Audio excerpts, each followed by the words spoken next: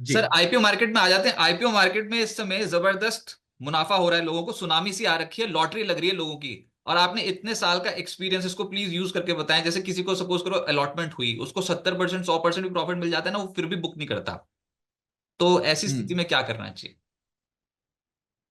रजत जी, मैं Peter lynch की एक बात से बहुत प्रभावित हुआ था जब मैं अपना इन्वेस्टिंग करियर स्टार्ट किया। तो उन्होंने एक बहुत प्यारी बात बोली कि इन्वेस्टिंग में ना लोग दो क्वेश्चन को आंसर नहीं करते। दो क्वेश्चन को आपको आंसर करना बहुत जरूरी है। What you own and why you own. आपने क्या खरीदा है और क्यों खरीदा है, ये आपको बहुत क्लियर होना चाहिए। अगर आप आईपीओ में पैसा डालना चाहते हैं, ठीक है, अगर आप आईपीओ में पैसा डालना चाहते हैं, तो आप आईपीओ में इसलिए पैसा डालते हैं जनरली कि आपको लिस्टिंग गेन्स मिल जाए और आप एक छोटा सा पैसा बना दे, क्योंकि ये तो लॉटरी की टिकट है। ये भी एक लॉटरी की टिकट की तरह है। लाखों लोग अप्लाई करेंगे और कुछ लोगों को लगेगी, जिनको लग गई तो वो पैसा बना लेंगे।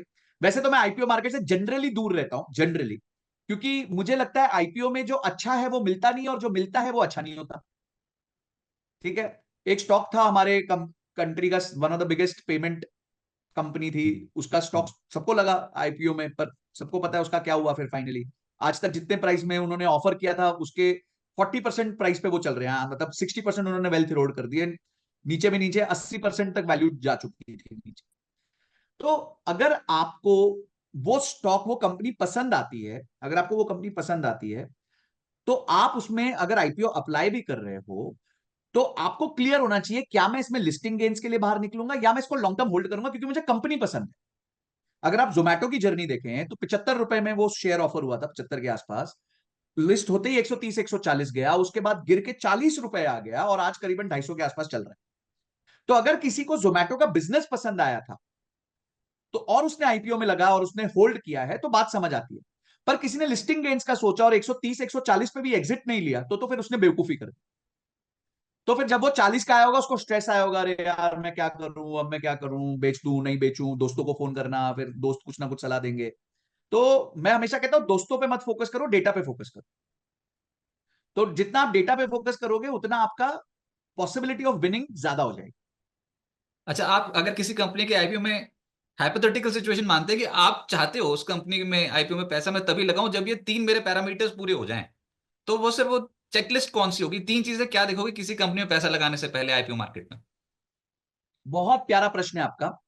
देखिए, मैं आईपीओ में नहीं, मैं कंपनी में निवेश कर रहा हूं। मैं कंपनी में निवेश करता हूं।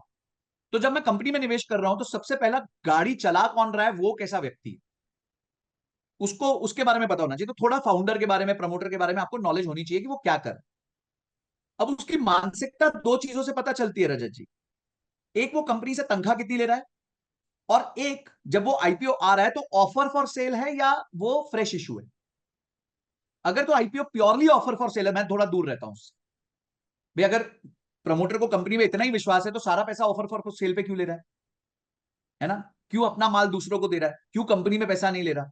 यानी उसके पास ग्रोथ करने के विकल्प खत्म हो गए हैं। अगर कंपनी में लोग पैसा नहीं ले रहे हैं तो यानी कि ग्रोथ करने का विकल्प ही खत्म हो गया है ना। वो तो कह रहा है भाई मैंने ग्रोथ कर दी जितनी करनी थी, अब मुझे अपने शेयर्स किसी को टिकाने हैं ताकि मेरे पैसे छुट्टे हो जाए।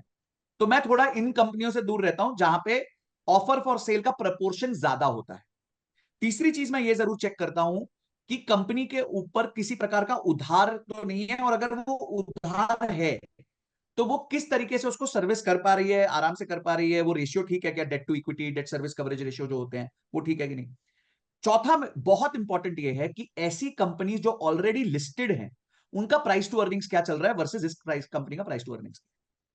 ये बहुत इंपॉर्टेंट है, क्योंकि देखिए मार्केट में माल ऑलरेडी अवेलेबल है। अगर कोई कहता है मैं एक सेक्टर में बिजनेस लेके आ रहा हूं, तो मुझे पता है कि उस सेक्टर की ऑलरेडी तीन चार कंपनियां लिस्टेड है।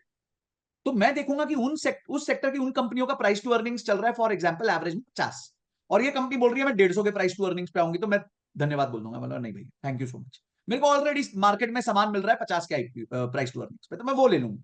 वो निरमा की एड थी ना, तो कोई ये क्यों ना ले, वो ना ले। तो इसी तरीके से, तो वही चीज लूंगा जहां मुझे सस्ता मिल रहा है, क्योंकि मैं तो निवेशक हूं, मुझे तो सस्ती चीज चाहिए। तो ये कुछ तीन चार बेसिक चीजें हैं, अगर आप एक आईपीओ में स्टडी कर ले तो आपको मोटा मोटी पता चल जाएगा कि आपको उसमें अप्लाई करना चाहिए कि नहीं करना चाहिए। जब भी मैं अपनी वीडियो बताता हूँ रजत जी, जनरली मैं इन्हीं चीज के अराउंड वीडियोस को बनाता हूं ताकि लोगों को समझ आ जाए। और ये मैं बता दूं व्यूअर्स को कि इस समय सब कुछ चल रहा है आईपीओ मार्केट में, तो प्लीज प्लीज थोड़ा कॉशियस रहिएगा, अच्छा बुरा सब बिक गया है। और ऐसे वाली मैं आपको एक मार्केट में। मजेदार डेटा देता हूं, पिछले साल करीबन 230 एसएमई आईपीओ आए, उनमें करीबन 8,400 करोड़ रुपए के आसपास रेज हुआ है।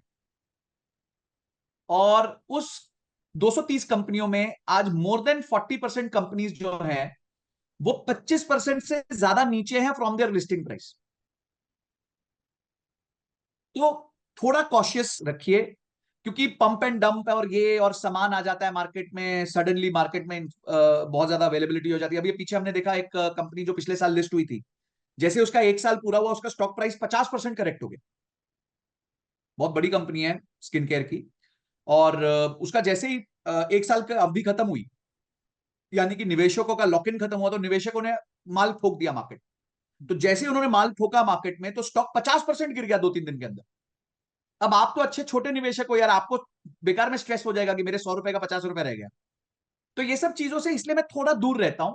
मैं आराम से अपना म्यूचुअल फंड्स के थ्रू माध्यम से पैसे लगाता हूं और वो धीरे धीरे बढ़ते रहते हैं।